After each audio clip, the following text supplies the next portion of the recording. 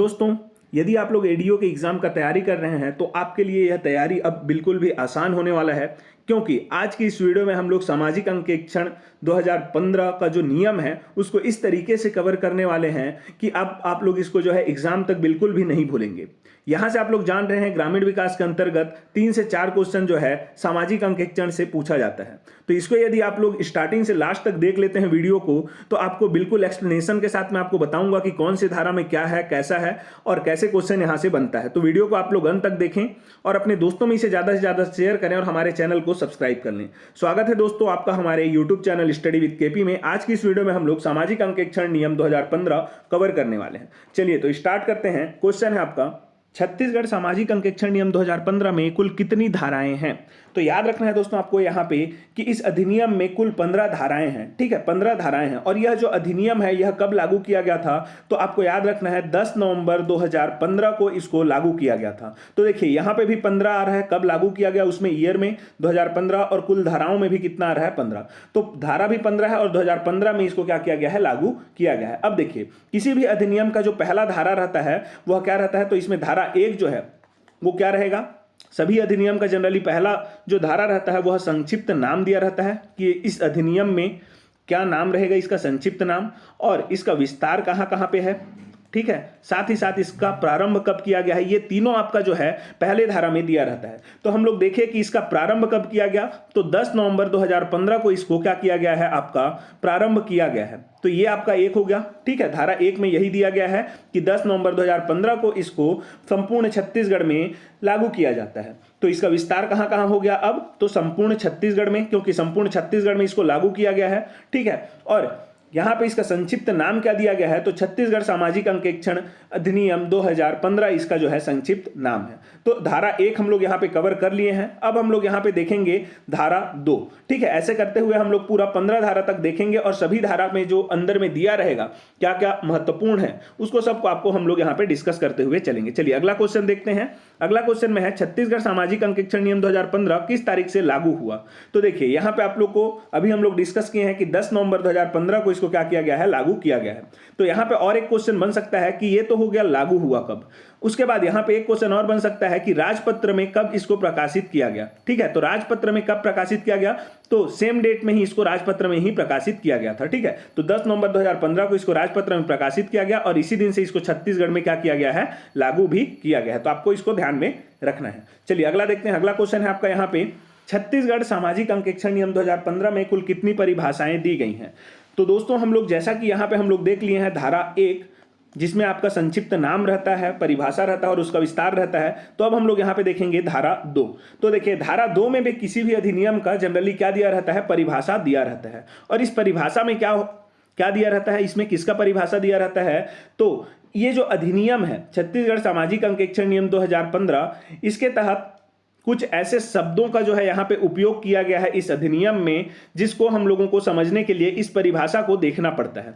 ठीक है, कि यह किसे इंडिकेट कर रहा है। जैसे कि आपको मान के चलिए बोलता है यहाँ पे कि कार्यक्रम अधिकारी। ठीक है, कार्यक्रम अधिकारी ऐसा बोलेगा इस अधिनियम में। सामाजिक अंकेक्षण में कार्यक्रम अधिकारी कौन होता है? तो यह होता है आपका जनपद का जो सीईओ रहता है, जनपद का सीईओ, इसको हम लोग यहाँ पे क्या बोलते हैं? तो कार्यक्रम अधिकारी। तो ये कहां पे दिया गया है? तो इसको परिभाषा में दिया गया है। और ये परिभाषा कहां पे दिया गया है? तो धारा 2 में दिया गया है इस अधिनियम के। ठीक है, तो इस अधिनियम में जितनी भी परिभाषाएं हैं वो कहां दी गई हैं? तो धारा 2 में दी गई हैं। और यहाँ पे कुल ऐसे कितने शब्द हैं जिनका यहाँ पे परिभाषा दिया गया है? तो आपको याद रखना है कुल यहाँ पे 12 ऐसे शब्द हैं जिनका यहाँ पे परिभाषा दिया गया है। और इसमें किसका किसका परिभाषा है, मतलब ये जो 12 शब्द हैं वो कौन कौन से हैं? तो आपको ध्यान में रखना है। सबसे पहले तो आपको जो है यहाँ पे ब्लॉक या फिर जनपद पंचायत का आपका यहाँ पे क्या दिया गया है? जनपद पंचायत का परिभाषा दिया गया है।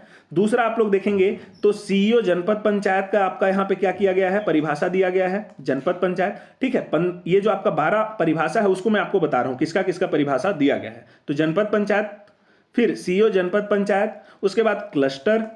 ठीक है, क्लस्टर का परिभाषा दिया गया है। क्लस्टर क्या होता है? तो गांवों के समूहों को क्या बोलते हैं? क्लस्टर बोलते हैं। ठीक है, तो गांव का जो समूह रहता है, गांव का समूह रहता है, गांव नहीं ग्राम पंचायत। ठीक है, सॉरी ग्राम पंचायत है ये। तो ग्राम पंचायत का आपका क्या रहता है? समूह रहता है, उसको हम लोग क्या बोलते हैं?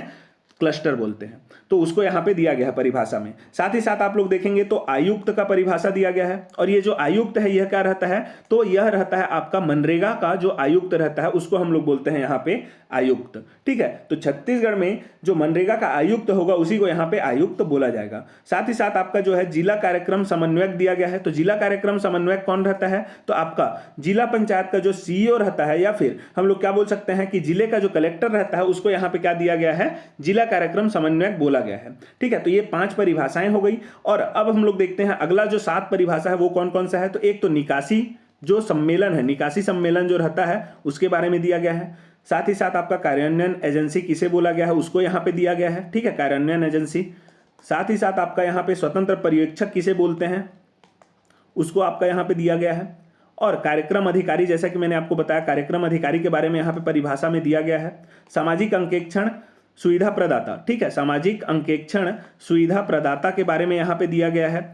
और लास्ट में आपका जो 12वां नंबर है वो किसका परिभाषा दिया गया है, तो सामाजिक अंकेक्षण ग्राम सभा का आपका यहाँ पे परिभाषा दिया गया है, सामाजिक अंकेक्षण ग्राम सभा। तो आपको याद रखना है जितना भी आपको मैं बताया हूं इन सभी का परिभाषा यहाँ पे दिया गया है। तो क्वेश्चन में ऐसा भी बनता है कि इनमें से किनका जो परिभाषा है उसको धारा 2 में दिया गया है।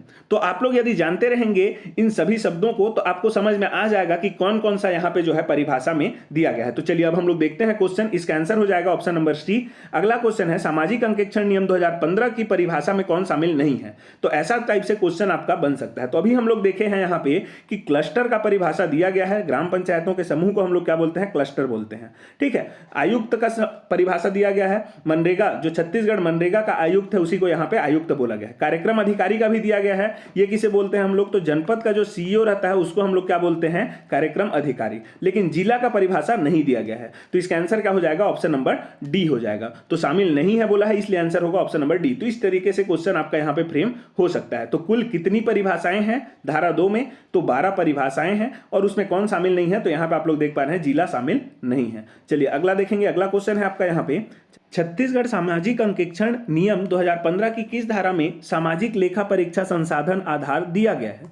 तो देखिए यहाँ पे आपको पूछा गया है कि सामाजिक लेखा परीक्षा संसाधन आधार कौन सी धारा में दिया गया है। तो उस धारा को आपको याद रखना है कि धारा 3 में जो है इसको दिया गया है। अब इसमें होता क्या है, तो देखिए आपको यदि किसी भी ग्राम पंचायत में क्या करना है, सामाजिक अंकेक्षण करना है, तो सामाजिक अंकेक्षण करने के लिए आपको क्या जरूरत पड़ेगा, यहाँ पे सामाजिक अंकेक्षण दल का जरूरत पड़ेगा, दल का। ठीक है, साथ ही साथ आपको कुछ सुविधा जैसे कि कुछ डॉक्यूमेंट वगैरह का जरूरत पड़ेगा।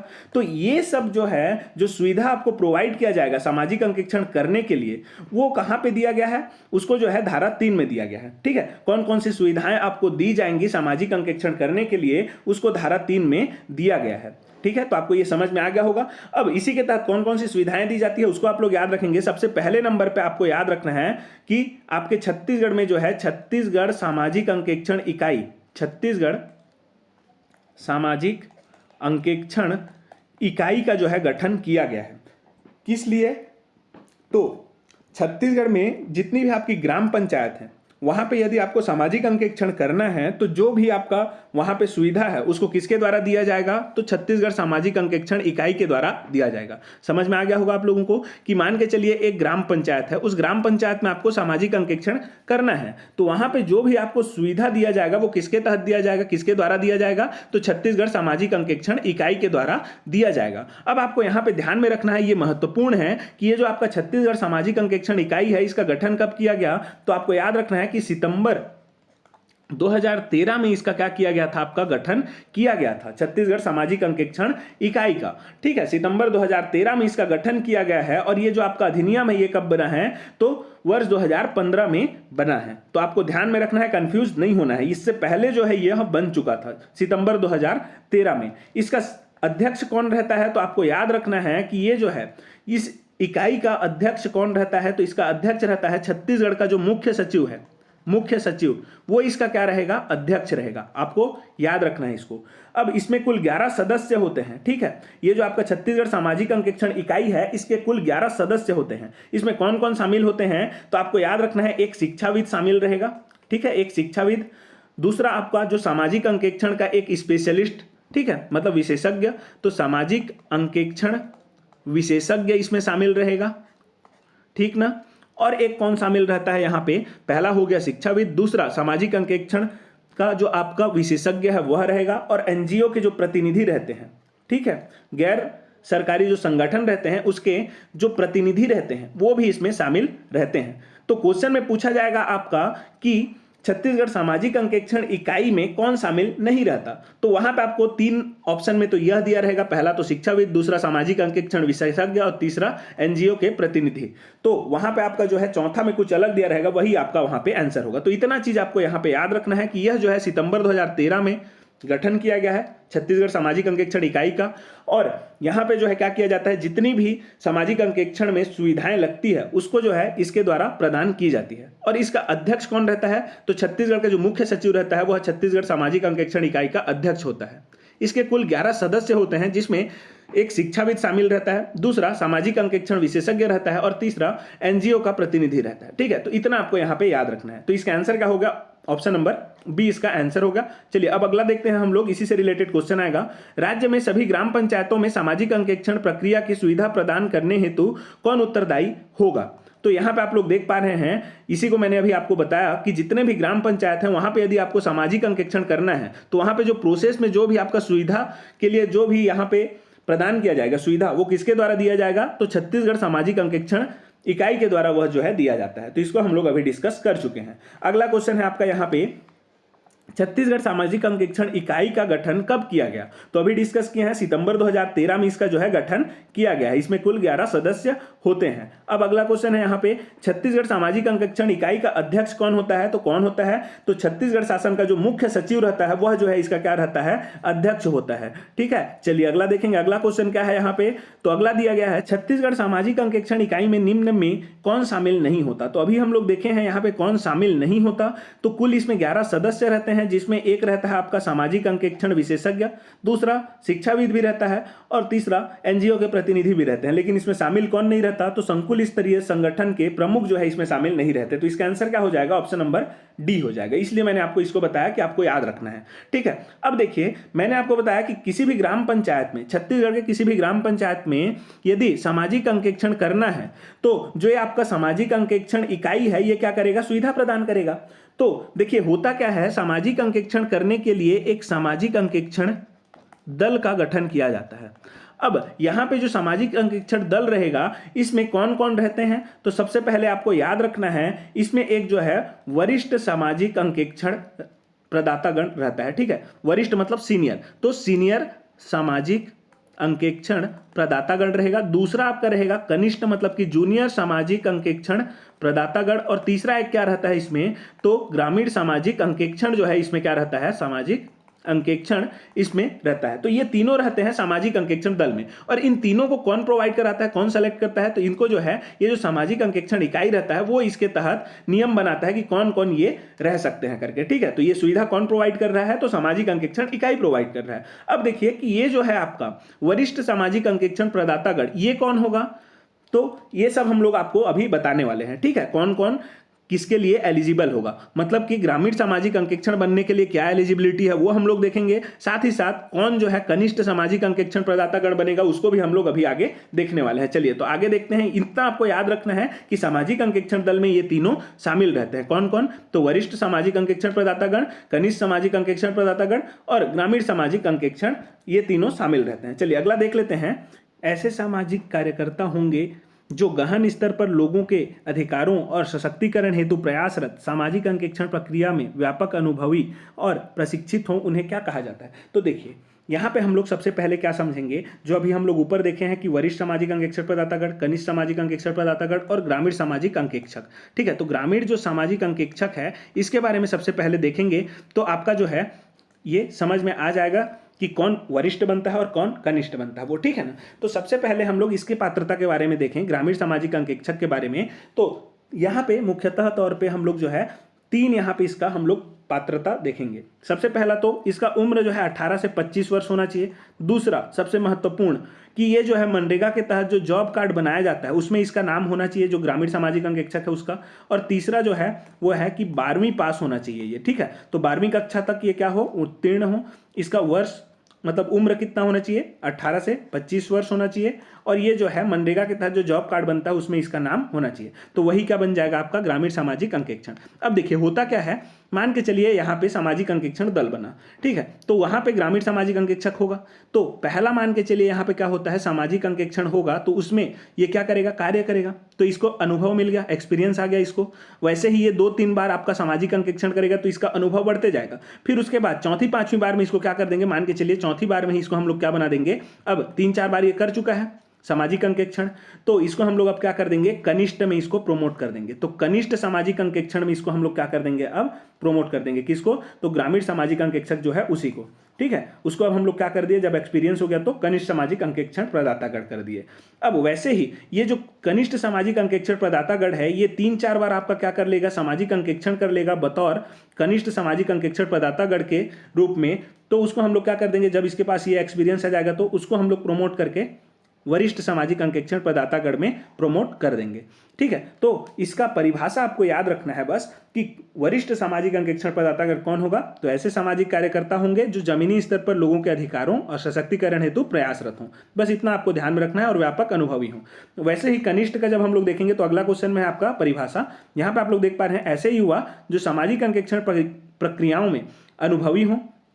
अनुभवी तो होगा ही, क्योंकि ये जो है बतौर आपका जो है ग्रामीण सामाजिक अंकेक्षण के लिए बहुत बार काम कर चुका है, ठीक है, ग्रामीण सामाजिक अंकेक्षण के तौर पर, तो वो क्या है, अनुभवी तो है ही। और मनरेगा योजना मजदूरों के परिवार से हो, क्योंकि ये ग्रामीण सामाजिक अंकेक्षक है तो इसका जो है मनरेगा का जो आपका जॉब कार्ड बनता है उसमें नाम है, तो जाहिर सी बात है ये उसी परिवार से होगा। और जिनकी सेवाएं छत्तीसगढ़ सामाजिक अंकेक्षण इकाई द्वारा ली जा रही हो, तो इसका जो है ग्रामीण सामाजिक अंकेक्षक के तौर पर इसका जो सेवा है वो लिया जा रहा है पहले से, तो उसको हम लोग क्या बोल देंगे, कनिष्ठ सामाजिक अंकेक्षण प्रदातागण। तो ये भी आपका होगा क्वेश्चन। अगला हम लोग देखेंगे किसका, ग्रामीण सामाजिक अंकेक्षण का परिभाषा। तो यहाँ पे आप लोग देखिए, मनरेगा योजना के तहत मजदूर परिवार के सदस्य हैं जिन्हें ग्रामों में सामाजिक अंकेक्षण के निष्पादन हेतु, ये हेतु होगा, ठीक है, हेतु सामाजिक अंकेक्षण प्रक्रिया में प्रशिक्षण प्राप्त है, उन्हें क्या कहा जाता है, तो इन्हीं को क्या बोलते हैं हम लोग, तो इन्हीं को बोलते हैं आपका, ये हेतु होगा, ठीक है, इन्हीं को हम लोग क्या बोलते हैं, ग्रामीण सामाजिक अंकेक्षक बोलते हैं।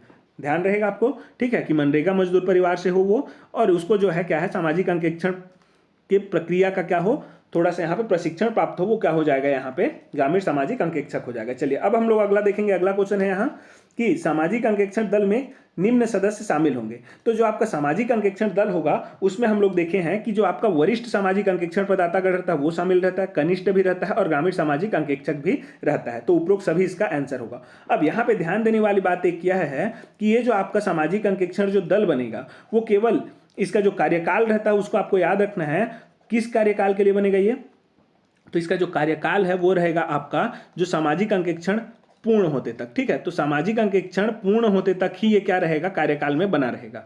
जो सामाजिक अंकेक्षण दल में मान के चलिए 3 व्यक्ति हैं, ए, बी और सी, ठीक है, ये वरिष्ठ है, ये कनिष्ठ है और ये ग्रामीण सामाजिक अंकेक्षक है। तो सामाजिक अंकेक्षण पूर्ण हो जाता है, उसके बाद जो है अगली बार फिर से सामाजिक अंकेक्षण दल बनेगा, तो हो सकता है उसमें ए और बी ना रहे, सी रहे, तो ऐसे करके जो है अगली बार फिर से चेंज हो जाएगा। तो उसका कार्यकाल कब तक रहेगा, तो सामाजिक अंकेक्षण पूर्ण होते तक ही उसका क्या रहेगा, एक ही सामाजिक अंकेक्षण पूर्ण होते तक उसका कार्यकाल रहेगा, ठीक है। तो आंसर होगा ऑप्शन नंबर डी। अगला हम लोग देख लेते हैं। अगला क्वेश्चन है आपका, सामाजिक अंकेक्षण नियम 2015 के किस धारा में सामाजिक लेखा परीक्षा पूर्वापेक्षाएं दी गई हैं। तो इसका आंसर आप लोग सबसे पहले तो याद रखिए धारा 4 में। अब हम लोग धारा 1 में देखें क्या, परिभाषा, उसका परिभाषा बोलता हूं जी, संक्षिप्त नाम देखे, प्रारंभ प्रारंभ कब किया गया उसको देखे और विस्तार कहाँ कहाँ है उसको देखे। दूसरे में हम लोग देखे परिभाषा, और तीसरे में क्या क्या सुविधाएं दी जाती हैं उसको हम लोग देखें, ठीक है, सामाजिक अंकेक्षण के। अब हम लोग आते हैं चौथे में।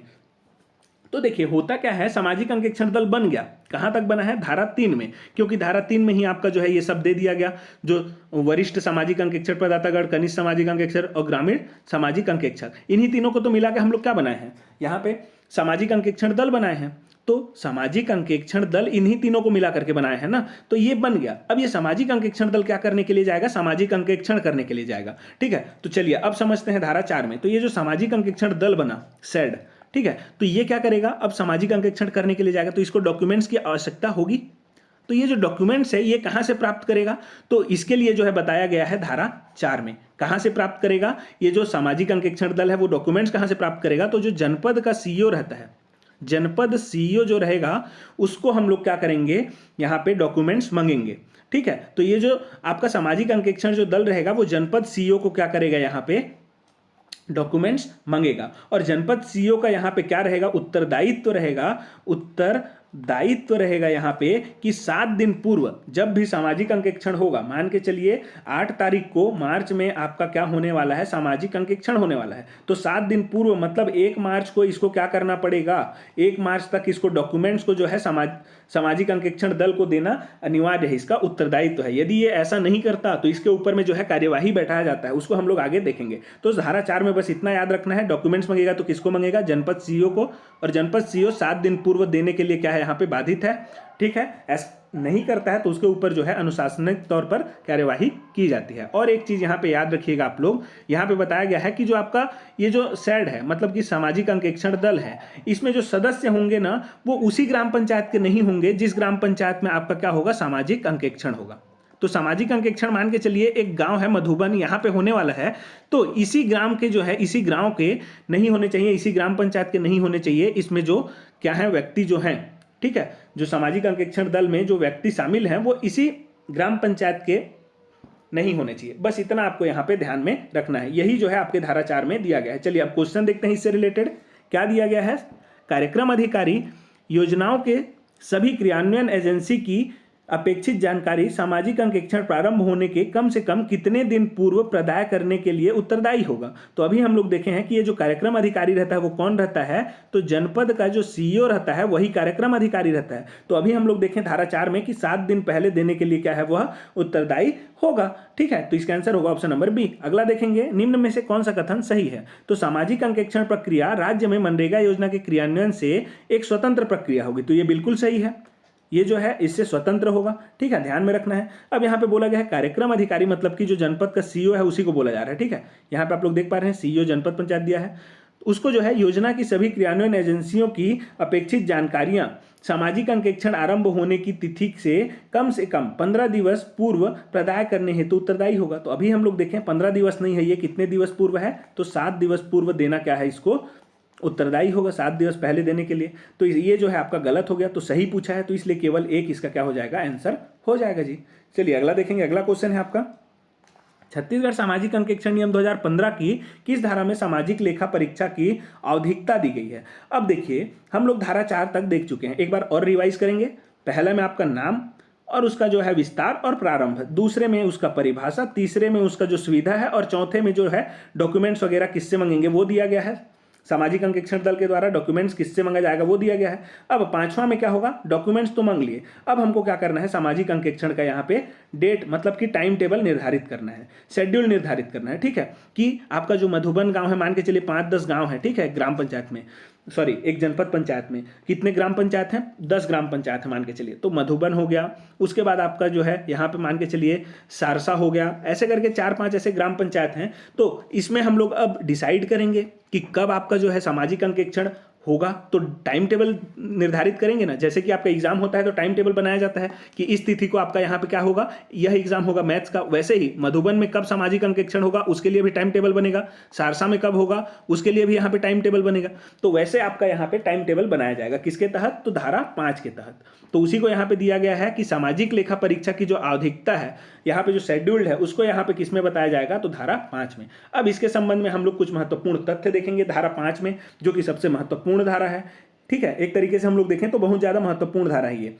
अब यहाँ पे कुछ तथ्य आपको याद रखना है कि इसी में बताया गया है कि प्रत्येक 6 माह में एक बार 6 माह में एक बार आपका क्या करना, सामाजिक अंकेक्षण करना क्या है, अनिवार्य किया गया है। ठीक ना, ये जो नियम बनाया गया है सामाजिक अंकेक्षण नियम 2015, इसकी धारा में क्या दिया गया है, धारा 5 में, कि प्रत्येक 6 माह में एक बार क्या होना चाहिए, आपका सामाजिक अंकेक्षण होना चाहिए ग्राम पंचायत का। दूसरा क्या दिया गया है, अब इसी से हम लोग समझ सकते हैं पहले पॉइंट से ही कि 6 माह में एक बार अनिवार्य है, तो साल में जो है अनिवार्य कितना हो जाएगा, तो साल में जो है 2 बार अनिवार्य है। ठीक है, अनिवार्य है 2 बार, ये आपको ध्यान में रखना है। ठीक, पहला पॉइंट ये दिया गया है। अब दूसरा यदि हम लोग देखें यहाँ पे, तो साल में 2 बार हो गया ये, और 6 माह में एक बार। दूसरा यदि हम लोग देखें तो यहाँ पे जो टाइम टेबल हम लोग बोले कि टाइम टेबल डिसाइड किया जाएगा, ये जो 2 बार होगा मधुबन में, वो कब कब होगा, जनवरी में होगा एक बार सितंबर में होगा। एक उदाहरण के तौर पर मैं बता रहा हूं, तो जनवरी में कब होगा, सितंबर में कब होगा, ये डिसाइड करना पड़ेगा। तो कौन डिसाइड करेगा, तो जो छत्तीसगढ़ का जो हम लोग अभी देखे हैं सामाजिक अंकेक्षण इकाई, जिसको सितंबर 2013 में गठन किया गया है, तो यही डिसाइड करेगा। ये जो छत्तीसगढ़ सामाजिक अंकेक्षण इकाई है, यही टाइम टेबल क्या करेगा, बनाएगा कि कौन से गांव में कब सामाजिक अंकेक्षण होना है। किसके परामर्श से? तो जिला प्रशासन की परामर्श से बनाएगा। ठीक है, तो जिला प्रशासन जो है इसको क्या करेगा, परामर्श देगा कि इस दिन आप जो है यहाँ पे क्या कर सकते हैं, सामाजिक अंकेक्षण करा सकते हैं। तो वो क्या करेगा, फिर छत्तीसगढ़ सामाजिक अंकेक्षण इकाई उसी हिसाब से यहाँ पे आपका टाइम टेबल निर्धारित करेगा। अब ये तो हो गया दूसरा पॉइंट। तीसरा पॉइंट यदि हम लोग देखें तो यहीं पे बताया गया है कि क्लस्टर स्तर में जितने भी गांव आएंगे, ठीक है, मतलब कि संकुल स्तर पर आपके जितने भी गांव हैं, ग्राम पंचायत हैं, सॉरी, जितने भी ग्राम पंचायत हैं, उन सभी ग्राम पंचायतों का जो सामाजिक अंकेक्षण है वो एक साथ होगा। अब इसको आप लोग अच्छे से समझिए। देखिए यहाँ पे आपको अच्छे से बता रहा हूँ मैं, इसको आप लोग समझिएगा। यहाँ पे मान के चलिए 20 ग्राम पंचायत है, ठीक है ना, 20 ग्राम पंचायत है एक जनपद पंचायत में। ये जनपद पंचायत है, इस जनपद पंचायत के अंतर्गत 20 ग्राम पंचायत आ रहे हैं। तो इन 20 ग्राम पंचायत को हम लोग क्या करते हैं, ऐसे करके क्लस्टर में बांट देते हैं, ठीक है ना। तो ऐसे कितने क्लस्टर में बांटेंगे एक जनपद पंचायत को, तो आप लोग को याद रखना है, ये नियम है कि 4 से 6 क्लस्टर में ही आप लोग इसको बांट सकते हैं, इससे अधिक नहीं बांट सकते। Maximum 6 minimum 4। तो एक जनपद पंचायत को मैक्सिमम हम लोग 6 क्लस्टर में बांट सकते हैं और मिनिमम 4 क्लस्टर में। तो ऐसे ही जो जनपद पंचायत है, इसमें जो आसपास में गांव होंगे उनको सुविधा की दृष्टि से जो है ऐसे जो गांव ग्राम पंचायत हैं उनको एक साथ एकजुट कर देंगे और इनको जो है एक क्लस्टर बना देंगे। तो इन्हीं क्लस्टर में जो है जब भी आपका क्या होगा, इस ग्राम पंचायत में अलग एक बार क्या होगा, आपका सामाजिक अंकेक्षण होगा, इसमें अलग होगा, इसमें अलग होगा, इसमें अलग होगा, इसमें अलग होगा। जब इन सभी का जो है इंडिविजुअल तौर पर, मतलब व्यक्तिगत तौर पर इनका सबका एक बार सामाजिक अंकेक्षण हो जाएगा, फिर लास्ट में क्या किया जाएगा, इन सभी का एक साथ जो है क्लस्टर स्तरीय बैठक किया जाएगा। ठीक है ना, क्लस्टर स्तरीय बैठक एक साथ किया जाएगा। एक क्लस्टर में जितने भी ग्राम पंचायत हैं उन सभी को जो है एक साथ यहाँ पे क्लस्टर स्तरीय बैठक किया जाएगा। जब सभी का व्यक्तिगत तौर पर हो जाता है सामाजिक अंकेक्षण, उसके बाद क्लस्टर स्तर पर सामाजिक अंकेक्षण बैठक किया जाएगा, उसी को यहाँ पे बोला गया है। अब इसको आपको याद रखना है, ये बहुत ज़्यादा महत्वपूर्ण है कि 4 से 6 क्लस्टर ही आप लोग एक जनपद पंचायत में या फिर एक ब्लॉक स्तर पर बना सकते हैं, और क्लस्टर स्तर पर जितने भी ग्राम पंचायत हैं उन सभी का एक साथ में बैठक होता है। तो इतना आपको यदि याद रहेगा धारा 5 से, तो आपका धारा 5 से यदि क्वेश्चन आएगा तो वह बन जाएगा। चलिए देखते हैं अब इससे रिलेटेड क्वेश्चन। यहाँ पे दिया गया है, निम्न में से कौन सा कथन सही है। तो मनरेगा योजना का सामाजिक अंकेक्षण राज्य के सभी पंचायतों में प्रत्येक 6 माह में कम से कम एक बार निष्पादित किया जाएगा। तो देखिए इसको हम लोग देखें कि प्रत्येक 6 माह में जो है एक बार सामाजिक अंकेक्षण निष्पादित किया जाएगा, बिल्कुल सही है। अब सामाजिक अंकेक्षण इकाई द्वारा, छत्तीसगढ़ सामाजिक अंकेक्षण इकाई द्वारा जिला प्रशासन की परामर्श से प्रत्येक वर्ष के आरंभ में क्या किया जाएगा, सामाजिक अंकेक्षण के निष्पादन संबंधित सारणी पर निर्णय लिया जाएगा। तो इसको बस याद रखना है आपको कि वर्ष के आरंभ में आपका जो है ये टाइम टेबल डिसाइड किया जाएगा। और मैंने आपको बताया ही है कि सामाजिक अंकेक्षण इकाई आपका टाइम टेबल बनाएगा, किसके परामर्श से बनाएगा, तो जिला प्रशासन की परामर्श से। तो जिला प्रशासन क्या करेगा, परामर्श देगा, किसको देगा, सामाजिक अंकेक्षण इकाई को देगा, और ये क्या करेगा, फिर टाइम टेबल बनाएगा। तो ये बिल्कुल सही है, वर्ष के आरंभ में बनाएगा, ये आपको ध्यान में रखना है। तो 1 और 2 दोनों सही है, तो सही कथन कौन सा हो जाएगा, सी नंबर हो जाएगा। 1 और 2 दोनों सही है, ठीक है ना। चलिए अगला देखते हैं। अगला क्वेश्चन है यहाँ पे, निम्न में से कौन सा कथन सही नहीं है। अब अंडरलाइन करना है, सही नहीं है। हमें क्या दिया है, ब्लॉक में सभी ग्राम पंचायतों को उस ब्लॉक में पंचायतों की संख्या और उनकी निकटता के आधार पर 10 क्लस्टरों में विभाजित किए जाएंगे। तो अभी हम लोग क्या देखें, उनकी निकटता और सुविधा की दृष्टि से जो है 4 से 6 क्लस्टर में आप लोग एक बांट सकते हैं, एक ब्लॉक को या फिर एक जनपद पंचायत को। लेकिन यहाँ पे कितना दिया है, 10, तो ये गलत हो गया, तो ये गलत हो गया, ठीक है, सही नहीं है, तो ये तो सही नहीं है। दूसरा देखते हैं, सामाजिक अंकेक्षण को एक क्लस्टर के सभी पंचायतों में एक साथ संपादित किया जाएगा। तो इसको तो हम लोग अभी देखे हैं, जो आपका ये वाला बॉक्स वाला में बनाया, एक जनपद पंचायत में 2 मान के चलिए यहाँ पे क्लस्टर बनाया, तो इन क्लस्टर में जितने भी ग्राम पंचायत हैं उन सभी का एक साथ में आपका क्या होगा, यहाँ पे सामाजिक अंकेक्षण होगा। उसको हम लोग देख चुके हैं, तो ये बिल्कुल सही है। तो इसमें गलत पूछा है, सही नहीं है पूछा है, तो आंसर क्या हो जाएगा, केवल 1, यहाँ पे गलत है। चलिए अगला देखेंगे। अगला क्वेश्चन है, छत्तीसगढ़ सामाजिक अंकेक्षण नियम 2015 की किस धारा में प्रासंगिक सरकारी रिकॉर्ड के लिए आवेदन दाखिल करना दिया गया है। तो देखिए होता क्या है, हम लोग धारा 4 में देखे हैं कि जो आपका सामाजिक अंकेक्षण दल है वो डॉक्यूमेंट्स किसको मांगेगा, डॉक्यूमेंट्स मांगेगा जनपद सीईओ को। तो इसके लिए कुछ ना कुछ इसको एप्लीकेशन देना पड़ेगा ना, ऐसे ही थोड़ी ना जाके मांग लेगा, दो मेरे को जितने भी डॉक्यूमेंट्स उसको करके एप्लीकेशन देना पड़ेगा कि सर हमको ये जो है आपसे डॉक्यूमेंट्स चाहिए सामाजिक अंकेक्षण करने के लिए, ठीक है। तो ऐसे एप्लीकेशन लिखेगा किसको, जनपद सीईओ को।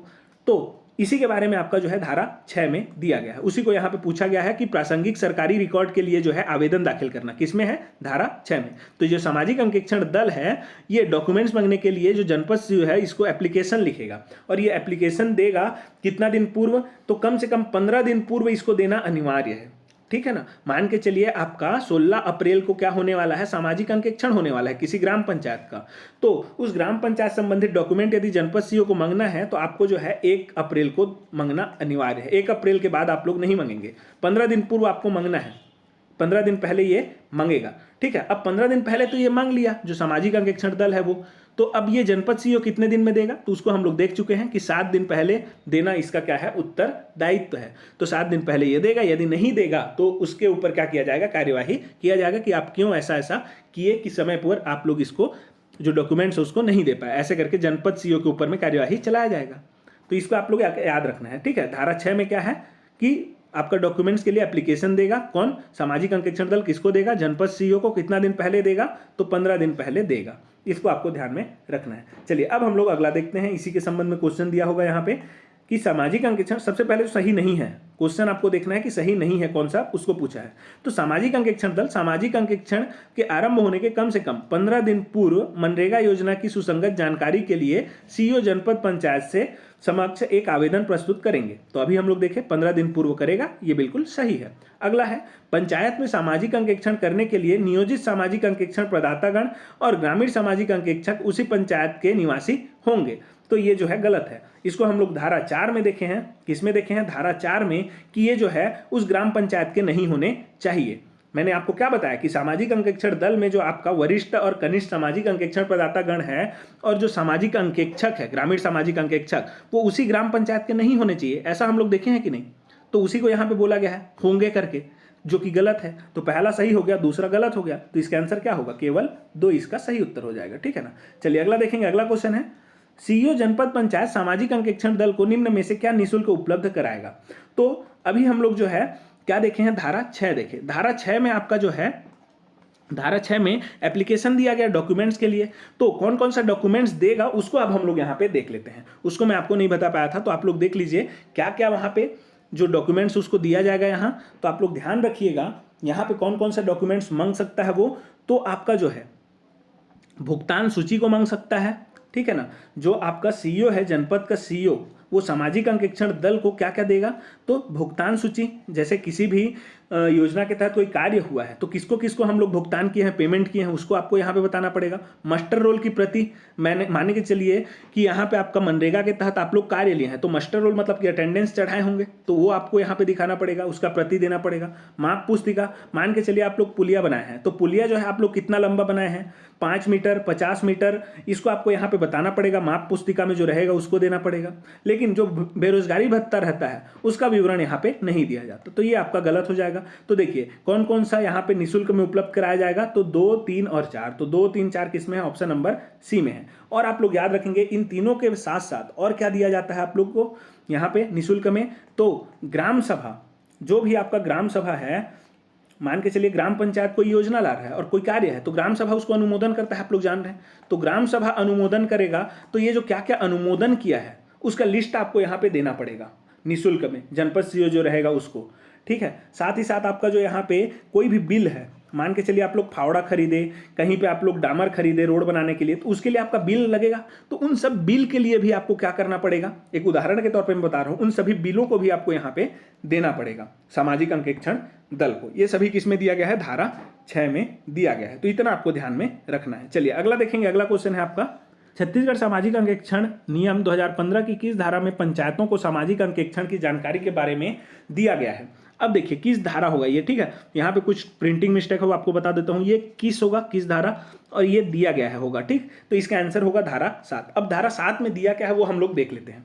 देखिए हम लोग धारा 6 में देखें, धारा 6 नहीं, धारा 5 में देखें कि आपका जो छत्तीसगढ़ का जो सामाजिक अंकेक्षण इकाई है, सामाजिक अंकेक्षण इकाई, उसने जिला सरकार, जिला प्रशासन के परामर्श से क्या कर दिया, टाइम टेबल फिक्स कर दिया कि इस गांव में इस दिन आपका क्या होगा, सामाजिक अंकेक्षण होगा, ऐसे करके इसने फिक्स कर दिया।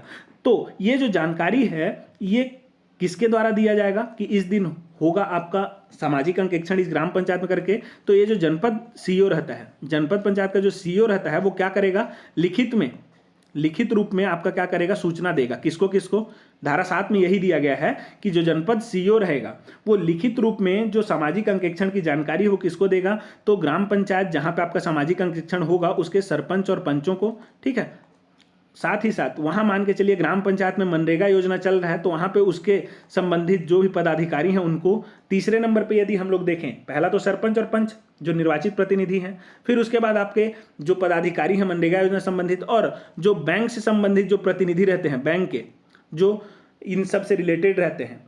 ठीक है, जो मनरेगा योजना चल रहा है उससे रिलेटेड बैंक होगा, वहां पे खाता खुलवाएं, तो वहां के जो प्रतिनिधि रहते हैं उन सभी को ये क्या करेगा, लिखित रूप में सूचना देगा कि इस दिन आपका क्या होगा, यहाँ पे ग्राम पंचायत में यहाँ पे सामाजिक अंकेक्षण होगा, तो आप लोग यहाँ पे उपस्थित रहिएगा। साथ ही साथ बोलेगा यहाँ पे कि क्लस्टर स्तर में भी आपका बैठक होगा इस तिथि को। जब इन सभी ग्राम पंचायतों का सामाजिक अंकेक्षण हो जाएगा तो इस दिन आपका क्लस्टर स्तर में भी बैठक होगा, तो वहां पे भी आप लोगों को उपस्थित होना होगा करके ये जानकारी देगा जो जनपद सीईओ है वो।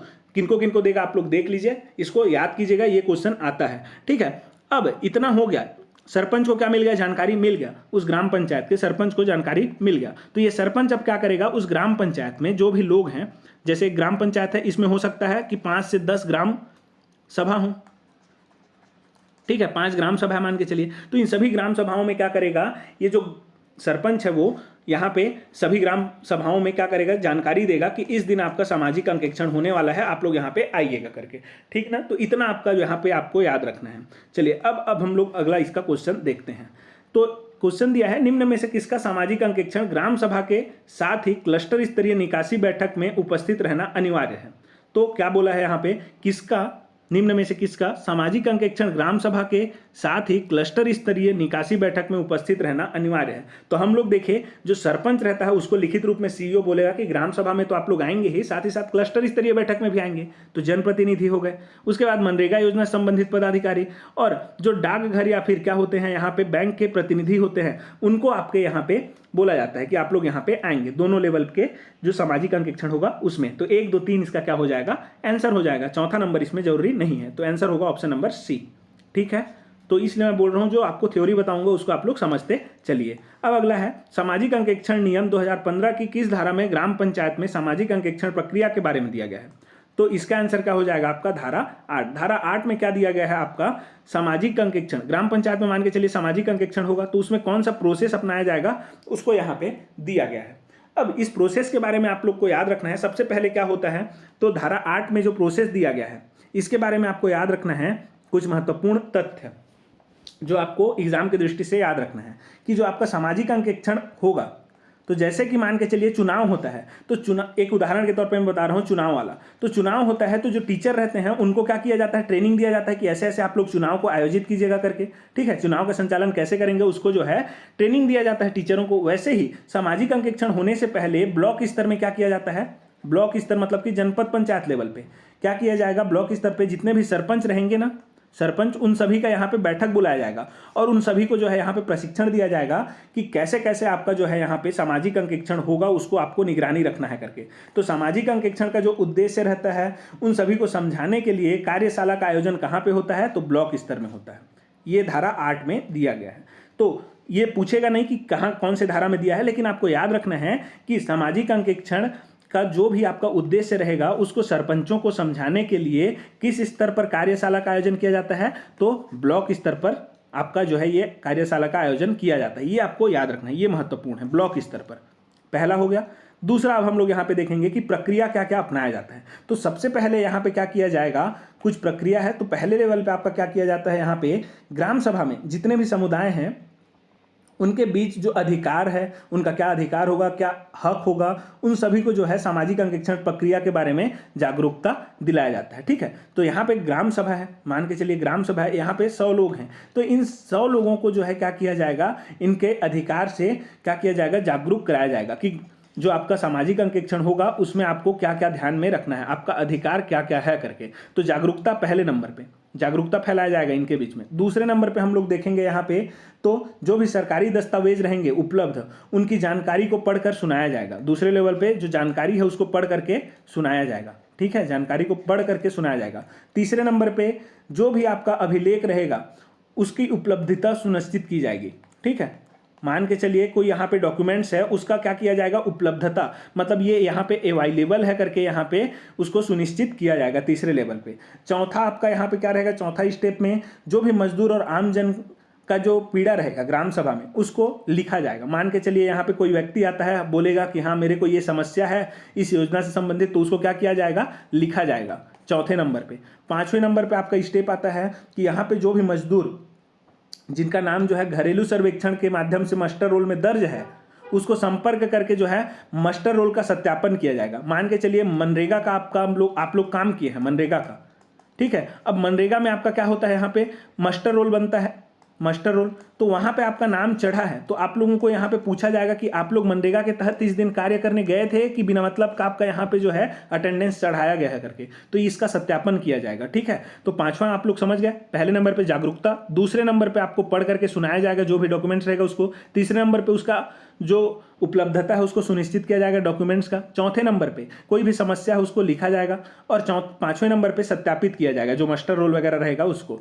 फिर छठवें नंबर पे आप लोग देखेंगे जो सरकारी दस्तावेज रहता है, ठीक है, सरकारी दस्तावेज छठवें नंबर पे, जैसे कि आपका क्या हो जाएगा, कोई भी सामग्री के लिए आप लोग भुगतान किए हैं, फिर उसके बाद कोई भी कार्य का किए हैं, ठीक है। सामग्री मान के चलिए फावड़ा खरीदे, तो फावड़ा खरीदे तो ये फावड़ा कहाँ है उसको हम लोग सत्यापित करेंगे, दिखाइए जो फावड़ा खरीदे हैं उसको, कार्य किए हैं तो उसकी गुणवत्ता को चेक करेंगे, ये सब आपका जो है छठवें लेवल पे किया जाता है। सातवें नंबर पे आपका वित्तीय रिपोर्ट जो रहता है, वित्तीय रिपोर्ट मतलब कि जैसे कि यहाँ पे फावड़ा खरीदे, यहाँ पे कार्य कराए तो उसमें खर्च हुआ, फिर प्रशासनिक खर्च हुआ, उन सभी खर्च को आपका क्या किया जाएगा, यहाँ पे सत्यापन किया जाएगा कि हाँ हाँ यही जो कार्य है फावड़ा खरीदने के लिए ही ये पैसा लिया गया है, ये कार्य करने के लिए ये पैसा लिया गया है, ये वित्तीय सत्यापन किया जाएगा सातवें लेवल पे। तो ऐसे आपको यहाँ पे याद रखना है, ठीक है ना। ये 7 जो है बहुत महत्वपूर्ण स्टेप हैं, इनको आपको याद रखना है। ये सब आपका जो है यहाँ पे प्रक्रिया किसमें दिया गया है, आपका धारा 8 में। चलिए अब इससे रिलेटेड क्वेश्चन है यहाँ पे, उसको आप लोग देखिएगा। आगे सामाजिक अंकेक्षण प्रक्रिया प्रारंभ होने के पूर्व कहाँ पर सरपंचों को सामाजिक अंकेक्षण का उद्देश्य समझाने के लिए कार्यशाला आयोजित किया जाता है, तो अभी हम लोग देखें ब्लॉक स्तर पर किया जाता है। चलिए अगला देखेंगे, अगला क्वेश्चन है यहाँ, सामाजिक अंकेक्षण दल द्वारा सामाजिक अंकेक्षण की प्रक्रिया के दौरान ग्राम में निम्न में से क्या कार्य निष्पादित किए जाते हैं। सबसे पहला सामाजिक अंकेक्षण प्रक्रिया के बारे में जागरूकता, ये बिल्कुल सही है। दूसरा सरकारी दस्तावेजों में उपलब्ध जानकारियों को पढ़कर सुनाया जाता है, दूसरा लेवल वाला, ठीक है। तीसरा ग्राम सभा में सभी अभिलेखों की उपलब्धता सुनिश्चित की जाती है, तीसरा, ये भी सही है। चौथा हम लोग देखेंगे मजदूर जिसका नाम घरेलू सर्वेक्षण के माध्यम से मास्टर रोल में दर्ज है उसके साथ संपर्क स्थापित करके विनिर्दिष्ट कालावधि के दौरान मास्टर रोल प्रविष्टियों एवं मजदूरों को किए गए भुगतान का विस्तृत सत्यापन किया जाता है। तो इसको भी हम लोग देखें, ये भी बिल्कुल सत्य है। यहाँ पे आपका क्या किया जाता है, सत्यापन किया जाता है कि आप लोग इस दिन कार्य करने गए थे, इसका आपका भुगतान मिला है कि नहीं, ये सब किया जाता है। ये जो आपका सामाजिक अंकेक्षण होता है उसमें, तो क्या हो जाएगा, 1 2 3 4 इसमें सही है, तो आंसर होगा ऑप्शन नंबर डी, इसका आंसर हो जाएगा। चलिए अगला देखेंगे, अगला क्वेश्चन है आपका यहाँ पे, सामाजिक अंकेक्षण में ग्राम सभा की अध्यक्षता कौन करेगा। तो देखिए ये आपका जो है धारा 9 में है, अभी हम लोग देखेंगे इसका आंसर क्या होगा आपका, ग्राम सभा द्वारा नियुक्त व्यक्ति क्या करेगा, जो सामाजिक अंकेक्षण होगा उसकी अध्यक्षता करेगा, न कि आपका जो सरपंच है वो करेगा, सरपंच नहीं करता यहाँ पे, न कि जनपद पंचायत द्वारा चुना गया कोई प्रतिनिधि करेगा, नहीं कार्यक्रम अधिकारी द्वारा नियुक्त कोई सचिव करेगा, ये सब गलत है। इसमें कौन अध्यक्षता करेगा, तो ग्राम सभा द्वारा नियुक्त व्यक्ति जो है यहाँ पे अध्यक्षता करता है। ये किसमें दिया गया है, धारा 9 में दिया गया है। धारा 8 तक हम लोग देख लिए हैं, अब धारा 9 देखने वाले हैं। चलिए धारा 9 के बारे में देखेंगे। महात्मा गांधी राष्ट्रीय ग्रामीण रोजगार गारंटी योजना छत्तीसगढ़ सामाजिक अंकेक्षण नियम की किस धारा के अंतर्गत सामाजिक अंकेक्षण ग्राम सभा का उल्लेख है। तो देखिए इसका आंसर क्या हो जाएगा, धारा 9। अब धारा 9 में हम लोग देखेंगे सामाजिक अंकेक्षण ग्राम सभा, जो कि सबसे ज़्यादा महत्वपूर्ण आपका क्या है, धारा है। जो आपका सामाजिक अंकेक्षण नियम है उसका सबसे महत्वपूर्ण धारा कौन सा है, धारा 9 है। इसको आप लोग याद रखिएगा, ठीक है। अब इसके बारे में हम लोग कुछ जानेंगे। सबसे पहले यदि आप लोग देखेंगे धारा 7 में, तो धारा 7 में हुआ क्या था, धारा 7 में जनपद सीईओ है, जनपद सीईओ उसने क्या किया, जो डेट है सामाजिक अंकेक्षण का, वो जो डेट है उसको क्या किया, सरपंचों को लिखित रूप में दिया। ठीक है, सरपंचों को क्या किया, धारा 7 के तहत जो जनपद सीईओ है वो डेट को जो है सरपंचों को लिख करके दिया कि इस दिन आपके ग्राम पंचायत में सामाजिक अंकेक्षण होगा करके। ठीक है ना, तो दे दिया। जनपद पंचायत का जो सीईओ है उसने ये जो जानकारी है उसको सरपंच को दे दिया। अब ये जो सरपंच है वो क्या करेगा, जो सामाजिक अंकेक्षण का ये डेट दिया है, मान के चलिए ये जो जनपद सीईओ है इसने बता दिया कि आपका जो है 10 जनवरी को होने वाला है करके, तो ये जो सरपंच है वो क्या करेगा, ग्राम पंचायत में 7 दिन पहले ये जानकारी देगा। ये 1 महीना पहले देगा सरपंच को लिखित रूप में, और ये जो आपका जो सरपंच है वो ग्राम पंचायत में कितने दिन पहले, 7 दिन पहले जानकारी देगा। मतलब कि आपका 3 जनवरी को ये क्या कर दिया, जानकारी दे दिया ग्राम पंचायत में कि इस जगह पर, मतलब कि इस स्थान में आपका जो है सामाजिक अंकेक्षण होने वाला है, आप लोग उपस्थित रहिएगा करके। ये आपको ध्यान में रखना है। और एक चीज़ यहाँ पे आपको ध्यान में रखना है कि जो ग्राम पंचायत है, ग्राम पंचायत वो हमेशा जो है, ग्राम पंचायत हमेशा क्या करेगा, सामाजिक अंकेक्षण दल के बोलने पर ही, सामाजिक अंकेक्षण दल के कहने पर ही आपका क्या करेगा, ग्राम सभा का आयोजित करेगा, ग्राम सभा को बुलाएगा कि इस दिन हम लोग जो है यहाँ पे सामाजिक अंकेक्षण करेंगे करके। तो ग्राम पंचायत सामाजिक अंकेक्षण दल के अपेक्षा के बाद ही, जब सामाजिक अंकेक्षण दल बोलेगा कि हम लोगों को यहाँ पे सामाजिक अंकेक्षण करना है, तभी जो है ये ग्राम पंचायत क्या करेगा, ग्राम सभा को बुलाएगा। तो इतना आपको ध्यान में रखना है। अब हम लोग यहाँ पे देख लिए 2 इसका स्टेप। अब यहाँ पे होता क्या है, जो सामाजिक अंकेक्षण होगा ग्राम सभा, सामाजिक अंकेक्षण जो ग्राम सभा में होगा, यहाँ पे नोडल अधिकारी कौन रहेगा, अध्यक्षता तो हम लोग देख लिए, इसका अध्यक्षता कौन किया, यहाँ पे जो भी ग्राम सभा के व्यक्ति हैं वो उन्होंने अपने में से एक व्यक्ति को क्या किया, नियुक्त किया अध्यक्ष के रूप में। ठीक है, तो यहाँ पे अब नोडल अधिकारी कौन रहेगा उसको अब हम लोग देखेंगे। तो यहाँ पे अध्यक्षता के तौर पर इसने किया। अब उसके बाद यहाँ पे सामाजिक अंकेक्षण हो गया मान के चलिए, तो यहाँ पे जो भी रिपोर्ट आएगा सामाजिक अंकेक्षण दल के द्वारा, इस रिपोर्ट को किसको दिया जाएगा, तो नोडल अधिकारी को दिया जाएगा। अब यहाँ पे बात आता है कि ये जो नोडल अधिकारी रहता है ये होता कौन है, तो ये जो है आपका जो कलेक्टर रहेगा, आपके जिले का जो कलेक्टर रहता है वो क्या करता है, इस नोडल अधिकारी को नियुक्त करता है। ये जो नोडल अधिकारी रहेगा इसी को हम लोग क्या बोलते हैं, स्वतंत्र पर्यवेक्षक भी बोलते हैं। ठीक है, यदि क्वेश्चन में आपका पूछा जाएगा स्वतंत्र पर्यवेक्षक कौन है, तो कलेक्टर के द्वारा जो ग्राम सामाजिक अंकेक्षण ग्राम सभा होता है वहां पे जो नोडल अधिकारी नियुक्त किया जाता है उसी को हम लोग क्या बोलते हैं, स्वतंत्र पर्यवेक्षक भी बोलते हैं। तो ये आपको ध्यान में रखना है। ठीक है, तो कौन नियुक्त करता है स्वतंत्र पर्यवेक्षक को, तो कलेक्टर नियुक्त करता है। अब ये कलेक्टर को ही हम लोग और क्या बोल देते हैं, तो जिला कार्यक्रम समन्वयक भी बोल देते हैं। ठीक है, जिला में जो कार्यक्रम को समन्वय करता है उसी को हम लोग क्या बोल देते हैं, जिला कलेक्टर, और वही क्या करता है, यहाँ पे स्वतंत्र पर्यवेक्षक का नियुक्ति करता है।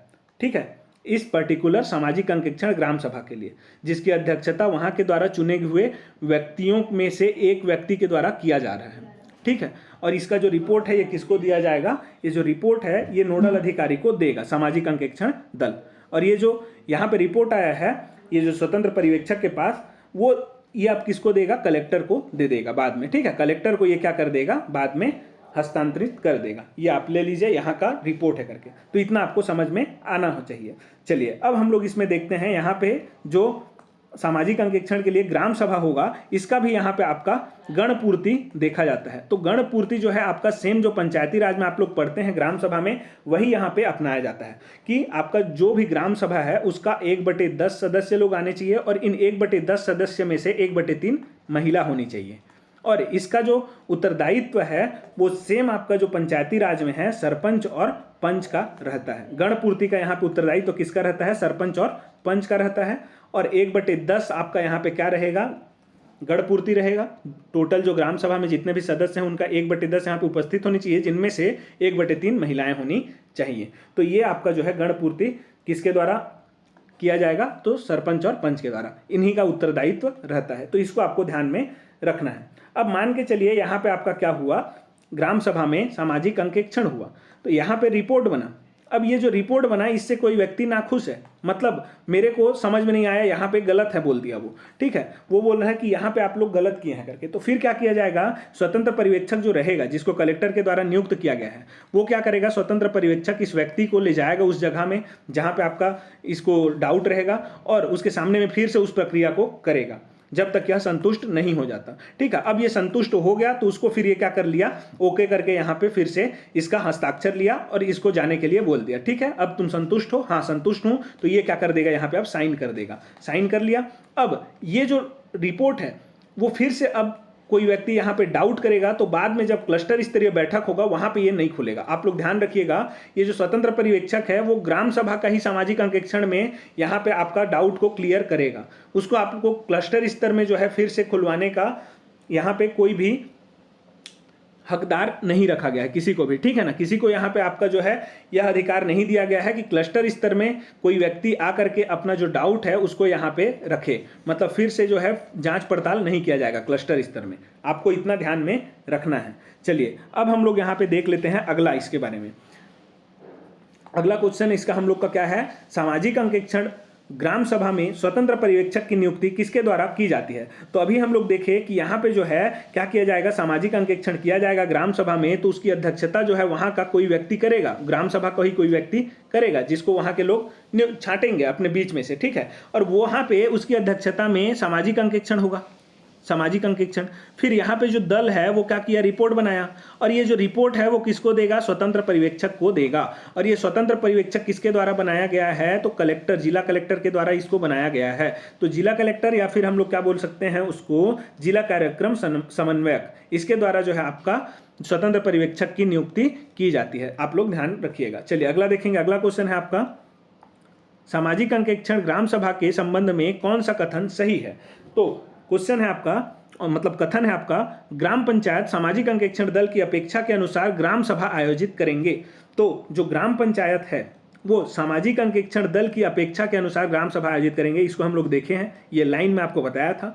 दूसरा, सामाजिक अंकेक्षण के निष्कर्षों को सामाजिक अंकेक्षण ग्राम सभा में पढ़कर सुनाया जाएगा।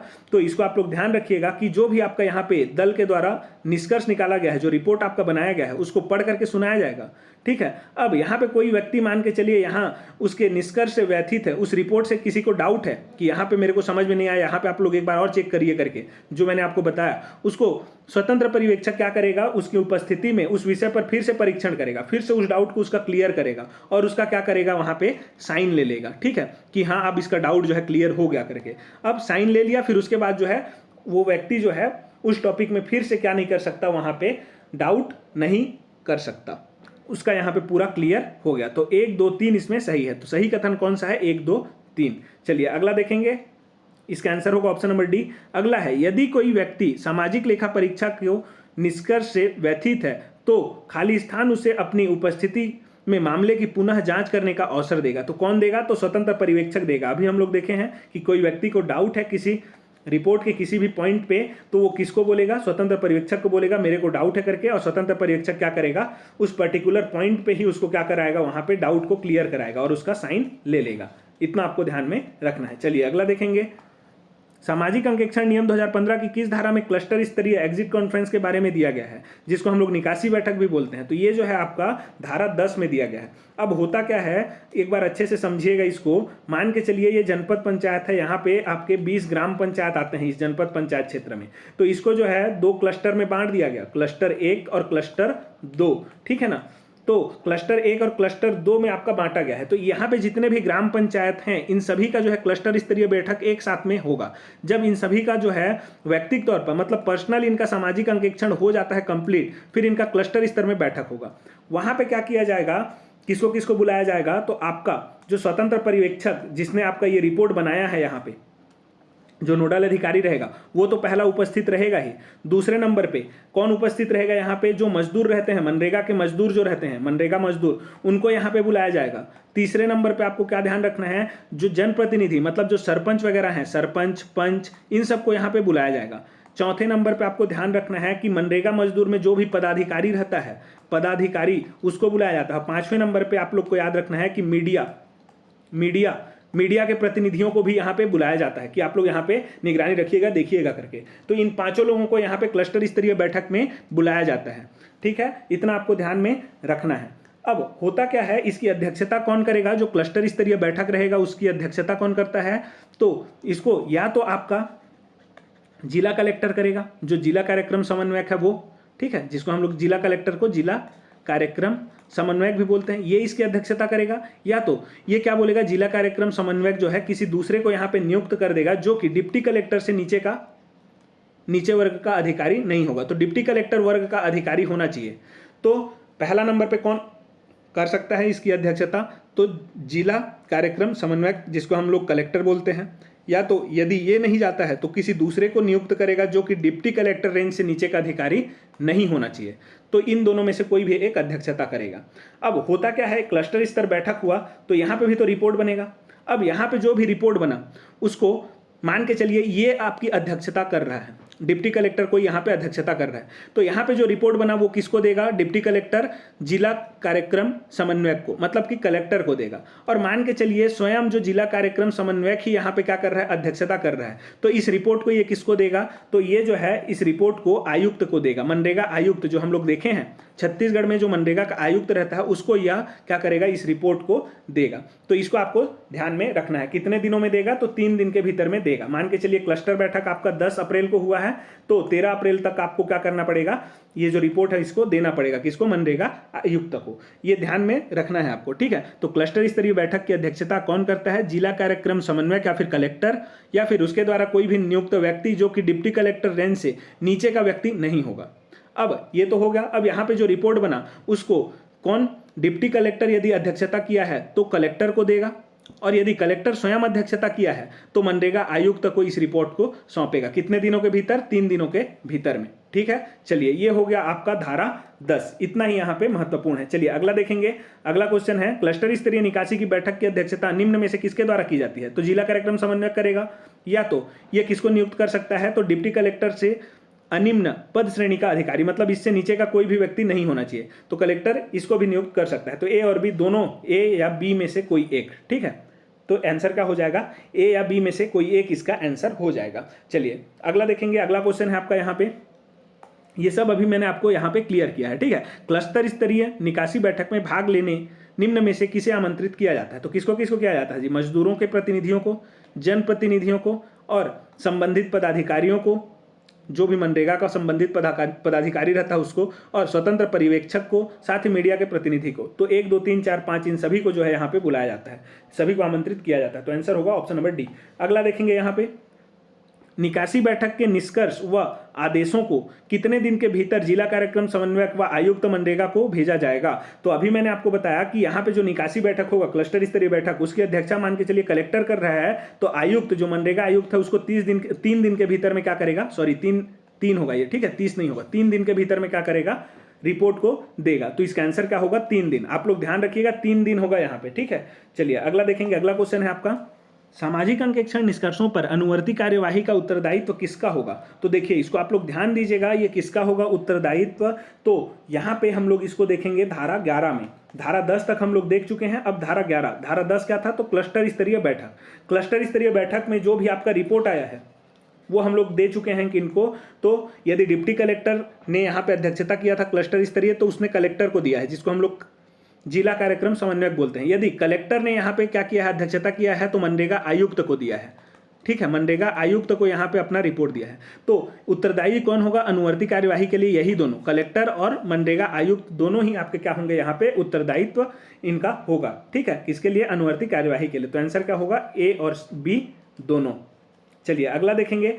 अब इसी में हम लोग एक बार यहाँ पे देख लेते हैं धारा 11 के बारे में, उसके बाद अगला क्वेश्चन देखेंगे, ठीक है। तो धारा 11 से रिलेटेड कुछ तथ्य आपको यहाँ पे याद रखना है कि जैसे ही आप लोगों का धारा 10 के तहत हम लोग निकासी बैठक किए हैं, निकासी बैठक कर लिए। अब उस निकासी बैठक का आपको मान के चलिए 15 मार्च को आपका निकासी बैठक खत्म हो गया। तो 15 मार्च को निकासी बैठक जैसे ही खत्म हुआ है और रिपोर्ट आपको मिल गया है, तो 15 दिन के भीतर मतलब कि 30 मार्च तक, 15 दिन के भीतर मतलब कि 30 मार्च तक जो भी कार्यवाही है उसको शुरू करना पड़ेगा। जो आपका जिला कलेक्टर है, जिसको हम लोग जिला कार्यक्रम समन्वयक भी बोलते हैं, वो 15 दिन के भीतर में आपका क्या करेगा, यहाँ पे कार्यवाही को करेगा। उस रिपोर्ट को आपका देखेगा, यहाँ पे जो निकासी बैठक में है उसको, यहाँ पे मान के चलिए किसी ने कोई घपला किया है तो कार्यवाही कितना दिन के भीतर, 15 दिन के भीतर में वह करेगा, ठीक है, वो कार्यवाही को। अब इसके तहत मान के चलिए कोई व्यक्ति दोषी पाया गया कि उसने जो है यहाँ मनरेगा के तहत जो भी पैसा आया था उसको खा लिया, मतलब कि उसको 2 नंबरी कार्य में यूज कर लिया, तो पैसा को यहाँ का खा लिया कोई व्यक्ति है वो, तो उसको जो है क्या किया जाएगा, उस व्यक्ति को, मान के चलिए एक व्यक्ति है ए, ये जो है मनरेगा के तहत जो पैसा आया था उसको क्या कर दिया है, खुद यूज कर लिया है, वहां पे जो है कार्य में नहीं लगा करके खुद यूज कर लिया है, तो उसको क्या किया जाएगा, समय दिया जाएगा, 7 दिन का समय दिया जाएगा कि 7 दिन का आपके पास समय है, जितना भी पैसा आपने यूज किया है मनरेगा का उसको आप लोग लौटा दीजिए करके। तो 7 दिन के भीतर ये लोग क्या करेंगे, पैसा को लौटा देंगे। यदि 7 दिन के भीतर नहीं लौटाते हैं तो उसके लिए भी एक्शन लिया जाएगा, उसको हम लोग देखेंगे। अब देखिए 7 दिन के भीतर तो पैसा लौटाएंगे, तो मान के चलिए ये पदाधिकारी 7 दिन के भीतर पैसा लौटा रहा है, तो किसको लौटाएगा, तो या तो आपका जो कलेक्टर है उसके अकाउंट में जाएगा पैसा, या तो आपका जो मनरेगा आयुक्त रहेगा, मनरेगा आयुक्त, उसके अकाउंट में पैसा जाएगा। इन दोनों के किसी के भी अकाउंट में आपका जो है ये पैसा भेज देगा। ये समझ में आ गया। अब इसके बाद हम लोग देखेंगे, मान के चलिए ये पैसा नहीं देता है, दूसरा कंडीशन, 7 दिन के भीतर ये पैसा नहीं देता है, तो इसके लिए एक कानून है अलग से कि राजस्व वसूली अधिनियम, राजस्व वसूली अधिनियम 1958, तो इस अधिनियम के तहत जो है उससे वो पैसा को वसूल किया जाएगा। यदि 7 दिन के भीतर ये पैसा नहीं दे पाता, ठीक है, जो पैसा खाया है मनरेगा का जो पदाधिकारी है वो 7 दिन के भीतर पैसा नहीं दे पाता, तो राजस्व वसूली अधिनियम 1958, इसको आप लोग याद रखिएगा नाम को, राजस्व वसूली अधिनियम 1958, इसके तहत जो है उस राशि का वसूल किया जाएगा। कब तक, तो 6 महीने के भीतर में जो है इसको क्या किया जाएगा, पैसा को वसूली किया जाएगा। ठीक है, इसमें होता क्या है, राजस्व वसूली अधिनियम में जो मान के चलिए यहाँ पे ए व्यक्ति था, उसने पैसा खाया है, तो इसका क्या करेंगे, जमीन को बेच देंगे, और जमीन है इसके पास, तो इसका जमीन को बेच दिया और उससे जो है जो पैसा आया, जो इसने पैसा खाया है मान के चलिए 1 लाख, तो इसका जमीन को बेच करके 1 लाख को हम लोग ले लिया, बाकी पैसा इसको दे दिया, ऐसा करके यहाँ पे किया जाता है। तो 6 माह के भीतर में जो है ये कार्य किया जाएगा। निकासी बैठक जैसे ही हुआ उसके 6 माह के भीतर में ये कार्य आपका हो जाएगा। ये राजस्व वसूली अधिनियम 1958 वाला। ठीक है, चलिए तो अब हम लोग देखते हैं क्वेश्चन इससे रिलेटेड। इतना ही था आपके धारा 11 में। तो सामाजिक अंकेक्षण नियम 2015 की किस धारा में अनुवर्ती कार्यवाही के बारे में दिया गया है, तो अभी हम लोग देखे हैं कौन सी धारा में है, तो धारा 11 में है। चलिए अगला देख लेते हैं। अगला क्वेश्चन है आपका यहाँ पे, निम्नलिखित में से कौन सा कथन सत्य है। तो सामाजिक अंकेक्षण रिपोर्ट में कोई विषय जिससे अधिनियम का उल्लंघन या मनरेगा योजना के क्रियान्वयन में कमी उपदर्शित हो को मनरेगा अधिनियम की धारा 19 के अधीन शिकायत के रूप में स्वयं व्याख्यापित किया जाएगा। तो ये बिल्कुल सही है, धारा को याद रखेंगे, मनरेगा के धारा 19 के तहत क्या किया जाएगा, शिकायत के रूप में उसको दर्ज कर लिया जाएगा। ठीक है, खुद से आपका क्या हो जाएगा, यहाँ पे दर्ज हो जाएगा, तो ये बिल्कुल सही है। दूसरा आप लोग देखेंगे, निकासी बैठक की तारीख के 30 दिन के भीतर सामाजिक अंकेक्षण रिपोर्ट में उपदर्शित सभी व्यक्तियों पर कार्यवाही शुरू करने का दायित्व जिला कार्यक्रम समन्वयक का होगा। तो यहाँ पे 30 दिन दिया है, इसलिए ये गलत हो गया। ये कितना दिन, 15 दिन है। मैंने आपको बताया कि मान के चलिए 15 मार्च को आपका क्या हुआ है, निकासी बैठक कंप्लीट हुआ है, रिपोर्ट आ गया है कलेक्टर के पास। तो कलेक्टर मतलब कि जो आपका जिला कार्यक्रम समन्वयक है वो क्या करेगा, 30 मार्च तक जितने भी गुनहगार व्यक्ति हैं उनके ऊपर कार्यवाही शुरू कर देगा। तो उसी को यहाँ पे बोला गया है कि 30 दिन भीतर दिया है, वो क्या हो जाएगा, 15 दिन भीतर हो जाएगा। तो इसलिए ये गलत हो गया। तो सही पूछा है तो कौन सा होगा, केवल एक इसमें सही है। चलिए अगला देखेंगे। अगला क्वेश्चन है, निम्नलिखित में से कौन सा कथन सही है। अब यहाँ पे क्या दिया गया है, यदि कोई व्यक्ति राशि के गबन का दोषी पाया जाता है और राशि के पुनः भुगतान करने में विफल रहता है, मतलब 7 दिन के भीतर ये नहीं दे पाता है पैसा, तो उसके विरुद्ध राजस्व वसूली अधिनियम 1958 के अनुसार राशि की वसूली के लिए कार्यवाही की जाएगी। बिल्कुल सही है, मैंने अभी आपके साथ डिस्कस किया है। इस तरह की प्रक्रिया को निकासी बैठक की तारीख के 6 माह के भीतर पूरा किया जाएगा। तो मैंने आपको बताया कि इसको जो है 6 माह के भीतर में क्या किया जाएगा, पूरा किया जाएगा इस कार्यवाही को, जो आपका राजस्व वसूली अधिनियम 1958 वाला है उसको। तो ये बिल्कुल सही हो गया, पैसा वसूली को 6 माह के भीतर में करना पड़ेगा। तो 1 और 2 दोनों इसमें सही है। सही पूछा है तो आंसर होगा ऑप्शन नंबर सी। चलिए अगला देखेंगे, ये सभी धारा 11 में दिया गया है। अब सामाजिक अंकेक्षण नियम 2015 की किस धारा में सामाजिक अंकेक्षण प्रक्रिया में प्रशासन की भूमिका को बताया है। तो सामाजिक अंकेक्षण प्रक्रिया में प्रशासन की भूमिका को जो है धारा 12 में बताया गया है। बस इतना ही आपको याद रखना है। धारा 12 के संबंध में क्या बताना है कि सामाजिक अंकेक्षण प्रक्रिया में प्रशासन की भूमिका किसमें दी गई है, धारा 12 में। बस इतना याद रखना है आपको। अगला हम लोग देखेंगे यहाँ पे, सामाजिक अंकेक्षण नियम 2015 की किस धारा में सामाजिक अंकेक्षण दल के लिए आचार संहिता दिया गया है। तो इसको जो है धारा 13 में दिया गया है। धारा 13 में कुछ आचार संहिता यहाँ पे दिया गया है। किसके बारे में, तो सामाजिक अंकेक्षण दल के बारे में, कि ये लोग जो है जब सामाजिक अंकेक्षण करेंगे तो क्या क्या नहीं कर सकते, उसको जो है किसमें दिया गया है, आचार संहिता में दिया गया है। जैसे कि मदिरा का सेवन ये लोग नहीं करेंगे, ये किसमें दिया गया है, आचार संहिता में दिया है। ठीक है, जब भी सामाजिक अंकेक्षण करेंगे तो ये जो दल रहेगा वो जो है मदिरा का सेवन नहीं करेगा, ऐसा यहाँ पे आचार संहिता में दिया गया है। दूसरा, जब भी ये लोग भोजन करेंगे, जो सामाजिक अंकेक्षण दल है वो कौन सा भोजन करेंगे, तो मनरेगा मजदूर के द्वारा दिया गया कोई कोई भी मनरेगा मजदूर है, ठीक है, मनरेगा मजदूर जो है वो जो भोजन देगा उसको करेंगे। और एक तो स्व सहायता समूह के द्वारा, कोई भी मान के चलिए स्व सहायता समूह है, उसके द्वारा कोई भोजन दिया जा रहा है उसको ये लोग करेंगे, और दूसरा कोई भी भोजन ये लोग नहीं ग्रहण करेंगे। तो ये आपको ध्यान में रखना है। और इस भोजन का ये लोग बाकायदा पैसा भी देंगे, जितना उचित लगे उतना पैसा भी ये लोग देंगे, जो सामाजिक अंकेक्षण दल है वो। तो मनरेगा परिवार से जो भोजन आएगा उसी को करेंगे, और स्व सहायता समूह से जो भोजन आएगा उसी को करेंगे, दूसरा कोई भोजन नहीं करेंगे। तीसरा आपको याद रखना है, इन लोग का रुकने का व्यवस्था या तो मनरेगा परिवार जो रहेगा, मनरेगा के तहत जो जॉब कार्डधारी परिवार हैं उन्हीं के घर में रुकेंगे, या तो कोई भी शासकीय जो भवन है उसमें ये लोग क्या करेंगे, रुकेंगे। तो यही दो ऑप्शन है इनके पास में, इतना आपको ध्यान में रखना है। और यहाँ पे कुछ ऐसे सामान्य हैं जिसको आप लोग नहीं पढ़ के भी जान जाएंगे कि जो भी इनके साथ में मान के चलिए महिला अंकेक्षक साथी है, महिला जो सामाजिक अंकेक्षण दल में मान के चलिए कोई महिला है, उनके साथ ये लोग क्या करेंगे, गरिमा के साथ में व्यवहार करेंगे, मतलब कि आदर पूर्वक क्या करेंगे, ये लोग व्यवहार करेंगे उनके साथ में। तो इतना आपको ध्यान में रखना है। ना ही ये लोग इस बीच में कोई भी घूस वगैरह लेंगे, किसी से भी घूस वगैरह भी नहीं ले सकते ये लोग, ठीक है, कोई भी घूस वगैरह ये लोग नहीं ले सकते किसी से, ना ही उपहार ले सकते हैं सामाजिक अंकेक्षण के दौरान में। तो ये सब आचार संहिता में दिया गया है। चलिए अब उसी को हम लोग यहाँ पे देखने वाले हैं। सामाजिक अंकेक्षण दल के लिए आचार संहिता में शामिल है, वे मनरेगा मजदूर परिवार द्वारा व्यवस्था किए गए भोजन को ग्रहण करेंगे और इसके एवज में यथा आवश्यक भुगतान करेंगे, बिल्कुल सही। स्व सहायता समूह द्वारा व्यवस्था किए गए भोजन को ग्रहण करेंगे और इसके एवज में यथा आवश्यक भुगतान करेंगे, ये भी बिल्कुल सही है, 1 और 2 सही है। वे अपने महिला अंकेक्षक साथियों के साथ में गरिमा के साथ व्यवहार करेंगे, ये भी सही है। सामाजिक अंकेक्षण अवधि के दौरान हुए केवल मनरेगा योजना के मजदूरों के घरों में अथवा किसी भी शासकीय भवनों में ही निवास करेंगे, ये भी बिल्कुल सही है।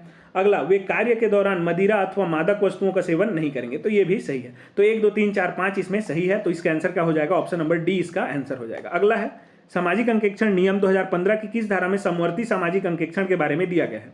तो समवर्ती सामाजिक अंकेक्षण के बारे में जो है धारा 14 में दिया गया है। कुल 15 धारा हैं जिसमें से हम लोग 14 धारा कवर कर लिए हैं, ठीक है। इसके साथ में समवर्ती सामाजिक अंकेक्षण के साथ में कुल 14 धारा को हम लोग कवर कर लिए हैं। अब ये जो धारा नंबर 14 है, इसमें क्या दिया है, समवर्ती सामाजिक अंकेक्षण। तो इसमें कुछ अलग है, जो अभी तक हम लोग देख रहे थे कि सामाजिक अंकेक्षण, उससे अलग है ये समवर्ती सामाजिक अंकेक्षण। इसमें क्या होता है, देखिए अंतर देखिए, ये जो आपका क्या है सामाजिक अंकेक्षण हो रहा है, ये 6 महीने में एक बार होना अनिवार्य है। इसको आप लोग प्रत्येक 1 माह में एक बार कर सकते हैं, ठीक है। ये अंतर हो गया पहला। दूसरा, ये जो सामाजिक अंकेक्षण है, इसमें जिस ग्राम पंचायत में सामाजिक अंकेक्षण होने वाला है उस ग्राम पंचायत का कोई भी व्यक्ति जो है सामाजिक अंकेक्षण दल में शामिल नहीं रहेगा, सामाजिक अंकेक्षण दल में शामिल नहीं रहेगा। लेकिन यहाँ पे जो है ऐसा कोई भी बाउंडेशन नहीं है। यहाँ पे मान के चलिए इस ग्राम पंचायत में सामाजिक अंकेक्षण कर रहे हैं ये लोग, समवर्ती सामाजिक अंकेक्षण, तो इसी ही गांव का कोई व्यक्ति जो है सामाजिक अंकेक्षण दल में शामिल हो सकता है। ये आपको ध्यान में रखना है, ये दोनों मेजर डिफरेंस इसके, ठीक है। चलिए अब हम लोग यहाँ पे देखते हैं क्वेश्चन क्या दिया गया है, समवर्ती सामाजिक अंकेक्षण के संबंध में कौन सा कथन सही है। तो ग्राम में सामाजिक अंकेक्षण की समाप्ति के पश्चात ग्राम के ग्रामीण सामाजिक अंकेक्षक और अन्य मजदूर अपने स्वयं के द्वारा माह में एक बार समवर्ती सामाजिक अंकेक्षण कर सकते हैं। तो वही मैंने बताया कि 1 माह में यहाँ पे आप लोग एक बार सामाजिक अंकेक्षण कर सकते हैं, तो बिल्कुल सही है। अब समवर्ती सामाजिक अंकेक्षण की रिपोर्ट और साथ ही कार्यवाही संबंधी रिपोर्ट को ग्राम सभा के अगले सम्मेलन के समक्ष रखना होगा। तो जाहिर सी बात है आप लोग ग्राम पंचायत लेवल पे क्या करते हैं, सामाजिक अंकेक्षण करते हैं। तो सामाजिक अंकेक्षण किए तो यहाँ पे कोई रिपोर्ट आएगा कि नहीं आएगा, रिपोर्ट। तो इस रिपोर्ट को आप लोगों को जब भी ग्राम सभा में अगला बैठक होगा उसमें आपको क्या करना पड़ेगा, रखना पड़ेगा। तो 1 और 2 दोनों सही है, तो आंसर क्या हो जाएगा, कथन सही है बोला है तो ऑप्शन सी इसका सही उत्तर हो जाएगा। अगला क्वेश्चन है यहाँ पे, सामाजिक अंकेक्षण का अधिकार निम्नलिखित में से किसे दिया गया है। तो सामाजिक अंकेक्षण का अधिकार जो है आप लोग यदि देखेंगे तो कौन कौन कर सकता है सामाजिक अंकेक्षण। सबसे पहले तो ग्राम सभा को ये अधिकार जो है धारा 17 के तहत दिया गया है, सबसे महत्वपूर्ण। मनरेगा का जो धारा 17 है, उस धारा 17 में क्या दिया गया है कि ग्राम सभा जो है सामाजिक अंकेक्षण कर सकता है। इसको आप लोग याद रखिएगा, धारा 17 में दिया गया है, बहुत महत्वपूर्ण है, ठीक है। अगला, जो ग्राम अंकेक्षण जो दल रहता है वो तो जाहिर सी बात है सामाजिक अंकेक्षण करता ही है, ये भी हो गया। तो दूसरा आप लोग देखेंगे, राज्य सामाजिक अंकेक्षण निदेशालय द्वारा चिन्हित व्यक्ति, तो जाहिर सी बात है जो आपका वरिष्ठ सामाजिक अंकेक्षण प्रदातागण, कनिष्ठ सामाजिक अंकेक्षण प्रदातागण, ये सब जो है इसी के तहत तो किए जाते हैं ना, ठीक है, इन्हीं के द्वारा चिन्हित किए जाते हैं। तो ये तीनों जो है आपका क्या हो जाएगा, सही हो जाएगा। तो उपरोक्त सभी इसके क्या हो जाएंगे, सही उत्तर हो जाएंगे। तो सामाजिक अंकेक्षण का अधिकार किसको है, तो इन तीनों को है।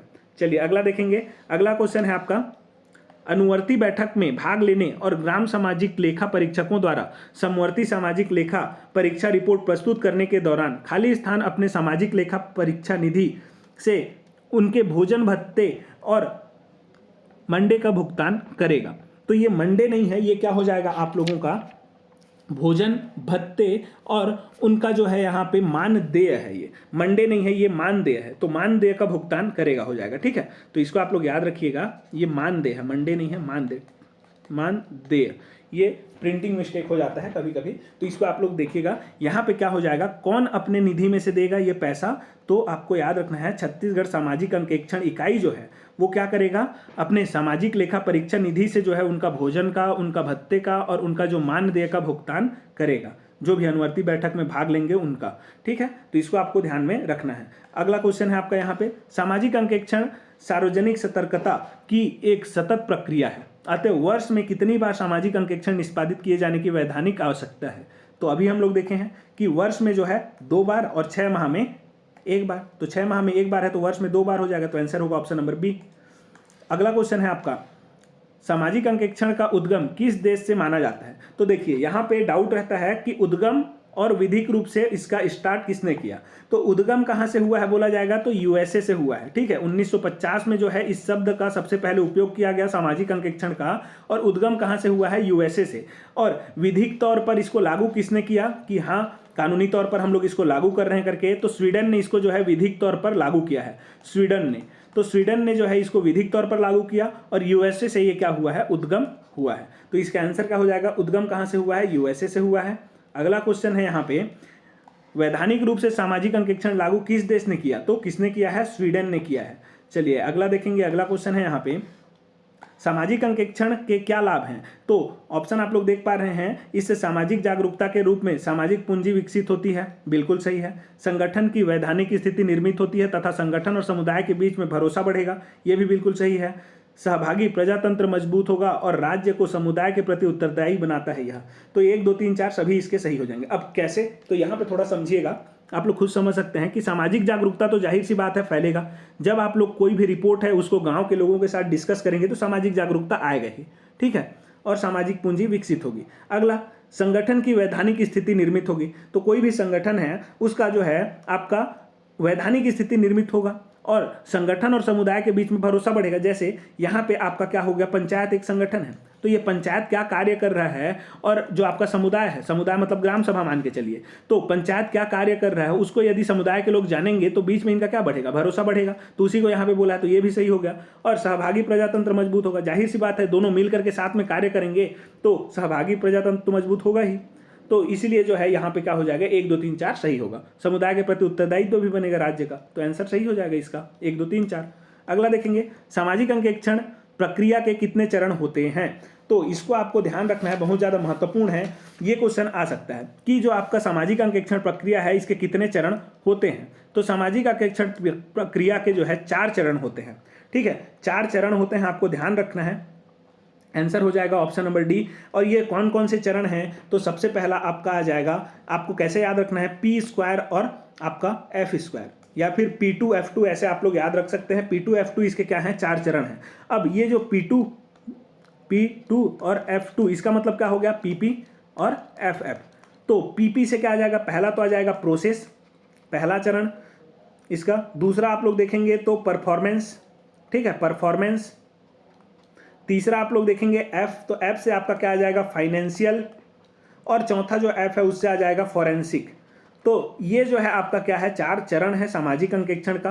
कौन कौन सा, प्रोसेस है, परफॉर्मेंस है, फाइनेंस है और फॉरेंसिक है। तो इसको आप लोग याद रखेंगे P2 और F2 के नाम से। तो 4 आपका आंसर हो जाएगा। अगला क्वेश्चन हम लोग देखेंगे यहाँ पे, ग्राम अंकेक्षण दल के संबंध में कौन सा कथन सही है। तो यहाँ पे दिया गया है, ग्राम अंकेक्षण दल का कार्यकाल एक बार संपन्न होने वाली सामाजिक अंकेक्षण प्रक्रिया हेतु होगा। तो इसी को हम लोग बोले, जब आपका सामाजिक अंकेक्षण पूर्ण हो जाता है उसके बाद इसका कार्यकाल खत्म हो जाएगा। तो ये सही है। आगामी सामाजिक अंकेक्षण प्रक्रिया हेतु इसका पुनर्गठन किया जा सकता है। जाहिर सी बात है, एक बार में ये समाप्त हो जाएगा तो दूसरी बार पुनर्गठन किया जाएगा, तो ये भी सही है। तो 1 और 2 दोनों सही हैं, तो सही पूछा है तो आंसर होगा ऑप्शन नंबर सी। अगला देखेंगे यहाँ पे, सामाजिक अंकेक्षण की तैयारी में निम्नलिखित में से किसे शामिल नहीं किया जाता है। तो देखिए, सामाजिक अंकेक्षण की तैयारी में जो है किसे शामिल नहीं किया जाता। तो एजेंडा की घोषणा कम से कम 1 माह पहले हो जाता है, तो ये बिल्कुल सही है। जब भी सामाजिक अंकेक्षण होता है तो सरपंचों को लिखित तौर पर हम लोग एजेंडा बताते हैं 1 माह पहले जनपद सीईओ के द्वारा। अब स्थान, तिथि, समय और जिम्मेदार अधिकारी का नाम सुनिश्चित किया जाता है, ये भी बिल्कुल सही है। फिर सामाजिक अंकेक्षण का जो है यहाँ पे प्रचार प्रसार भी किया जाता है। सरपंच क्या करता है, प्रचार प्रसार करता है कि नहीं, गाँव में 7 दिन पहले पोस्टर चिपकाएगा वो, फिर वहाँ पे बाजा वाजा बजवा करके बताएगा इस दिन आपका क्या होगा, यहाँ पे सामाजिक अंकेक्षण ग्राम सभा होगा करके। लेकिन चौथा यदि आप लोग देखेंगे तो सभी दस्तावेजों ग्राम पंचायतों में उस दिन उपलब्ध रहे जिससे लोग उसे देखें एवं पढ़ सकें, ये बिल्कुल गलत है। लोग वहाँ पे आते ही नहीं है उसको पढ़ने के लिए, बस वहाँ पे जो निष्कर्ष रहता है उसको सुनने के लिए वो लोग आते हैं। तो इसका आंसर क्या हो जाएगा, ऑप्शन नंबर डी। किसको शामिल नहीं किया जाता यहाँ पे तैयारी में, तो ऑप्शन नंबर डी को। अगला हम लोग देख लेंगे, अगला क्वेश्चन है यहाँ पे, मनरेगा अधिनियम 2005 में अंतर्निहित भ्रष्टाचार विरोधी तंत्र है, तो कौन सा है भ्रष्टाचार विरोधी तंत्र। तो भ्रष्टाचार किससे हटेगा, सामाजिक अंकेक्षण से हटेगा। सामाजिक अंकेक्षण से क्या आता है, पारदर्शिता आता है। ठीक है, तो इसको आप लोग याद रखिएगा, पारदर्शिता आता है और इससे क्या हटता है, आपका भ्रष्टाचार कम होता है, तो इसको आप लोग याद रखेंगे। अगला देखेंगे, अगला क्वेश्चन है यहाँ पे, मनरेगा की कौन सी धारा में सामाजिक अंकेक्षण की शक्ति ग्राम सभा के पास निहित है। तो मैंने आपको बताया कि धारा 17 में जो है इसका क्या किया गया है, ग्राम सभा को, मनरेगा की धारा 17 में ग्राम सभा को यहाँ पे सामाजिक अंकेक्षण का अधिकार दिया गया है। सामाजिक अंकेक्षण की शक्ति जो है कौन सी धारा में दी गई है, धारा 17 में। ठीक है, चलिए अब अगला देखेंगे। अगला क्वेश्चन है यहाँ पे, महात्मा गांधी नरेगा के वार्षिक अनुमोदित बजट का कितना प्रतिशत प्रतिवर्ष सामाजिक अंकेक्षण कार्य हेतु आवंटित किया जाता है। तो देखिए यहाँ पे आपको जो है धारा 15 हमारा छूटा हुआ था, वही यहाँ पे आपको देखना है। धारा 15 में ही यह दिया गया है, ये जो आप लोगों का कितना आवंटित होता है सामाजिक अंकेक्षण कार्य के लिए प्रतिवर्ष, उसको किस में दिया गया है, धारा 15 में। धारा 15 में बताया गया है मनरेगा के तहत मान के चलिए 1 वर्ष के लिए 1000 रुपये का आपका यहाँ पे बजट में प्रावधान किया जाता है। तो 6% जो है इसका क्या रहता है, प्रशासनिक व्यय, हम लोग इसको निकाल करके चलते हैं। 1000 का 6% कितना हो जाएगा, 60 रुपये। तो 60 रुपये हम लोग प्रशासन में खर्च करेंगे और सामाजिक अंकेक्षण जो होगा उसमें मिनिमम 0.5% हम लोग यहाँ खर्च करते हैं और मैक्सिमम 1%। ठीक है, तो 1000 का 1% कितना हो जाएगा आपका 10 रुपये। तो मैक्सिमम 10 रुपये हम लोग जो है सामाजिक अंकेक्षण में लगा सकते हैं और मिनिमम 5 रुपये इसके अनुसार। ठीक है, यदि 1000 रुपया मनरेगा को आवंटित होता है तो 5 रुपये मिनिमम हम लोग क्या कर सकते हैं, यहाँ पे 0.5% सामाजिक अंकेक्षण के लिए उपयोग कर सकते हैं और 1% जो है किसके लिए उपयोग कर सकते हैं, मैक्सिमम। ठीक है, सामाजिक अंकेक्षण के लिए। तो 0.5 से 1% हम लोग क्या कर सकते हैं, सामाजिक अंकेक्षण के लिए उपयोग कर सकते हैं। यही यहाँ पे बताया गया है धारा 15 में। तो आंसर क्या हो जाएगा, यहाँ पे आवंटित कितना किया जाता है, तो आपको यहाँ पे याद रखना है कि आवंटित जनरली 0.5% किया जाता है। मैक्सिमम 1 तक कर सकते हैं लेकिन करते नहीं है कभी भी, इसमें जो है 0.5 ही आवंटित किया जाता है। तो आंसर होगा ऑप्शन नंबर बी। अगला हम लोग देखेंगे यहाँ क्वेश्चन, निम्नलिखित में से किन कारणों से सामाजिक अंकेक्षण की आवश्यकता है। तो सामाजिक अंकेक्षण क्यों किया जाता है, तो जवाबदेही का निर्धारण होता है, यहाँ पे पारदर्शिता का भी निर्धारण होता है और योजना के प्रभाव का भी क्या होता है, मूल्यांकन होता है। तो उपरोक्त सभी इसका क्या हो जाएगा, आंसर हो जाएगा। अगला क्वेश्चन है आपका यहाँ पे, निम्नलिखित में से किसका सामाजिक अंकेक्षण किया जाता है सामाजिक अंकेक्षण किसका किया जाता है, तो आपका जो है यहाँ पे बेरोजगारी भत्ते का भी सामाजिक अंकेक्षण होता है, मजदूरी भुगतान का भी होता है और परिवारों के पंजीकरण का भी यहाँ पे सामाजिक अंकेक्षण होता है। सामाजिक अंकेक्षण मतलब हम लोग जांच करते हैं कि बेरोजगारी भत्ता का जो है भुगतान सही समय पर किया जा रहा है, सही व्यक्ति को किया जा रहा है कि नहीं, मजदूरी का भुगतान सही व्यक्ति को किया जा रहा है कि नहीं और सही दर में किया जा रहा है कि नहीं, परिवार जो है इसमें सही तरीके से क्या पंजीकरण हुए हैं कि नहीं, ये सब जो है आपका यहाँ पे देखा जाता है। साथ ही साथ हम लोग और यहाँ पे क्या करते हैं, तो व्यक्तियों के काम का जो बंटवारा रहता है, व्यक्तियों का सामाजिक अंकेक्षण और किसके लिए किया जाता है, तो व्यक्तियों का जो काम का बंटवारा रहता है मनरेगा के तहत, उसके लिए भी हम लोग सामाजिक अंकेक्षण कर सकते हैं। ठीक है, और रोजगार कार्ड जो रहता है आपका जॉब कार्ड, उसके लिए भी हम लोग क्या करते हैं, सामाजिक अंकेक्षण कर सकते हैं। साथ ही साथ आपका जो रोजगार के लिए आवेदन प्राप्त होता है, रोजगार के लिए जो जॉब कार्ड के तहत रोजगार के लिए आवेदन प्राप्त होता है, उसके लिए भी हम लोग क्या कर सकते हैं, यहाँ पे सामाजिक अंकेक्षण कर सकते हैं। ठीक है, और कामों का मूल्यांकन, कोई भी काम किया गया है जैसे पुलिया बनाया गया तो उसके लिए भी हम लोग क्या करेंगे, जांच करने के लिए सामाजिक अंकेक्षण कर सकते हैं। ऐसे कई हैं, तो मुख्य आपका यही है, इन सभी को आपको याद रखना है। ठीक है, तो आंसर क्या हो जाएगा, उपरोक्त सभी इसका आंसर हो जाएगा। ठीक है, तो ये था आपका लास्ट क्वेश्चन सामाजिक अंकेक्षण का। यदि वीडियो अच्छा लगा हो तो लाइक करें, अपने दोस्तों में शेयर करें और हमारे चैनल को सब्सक्राइब करें। धन्यवाद।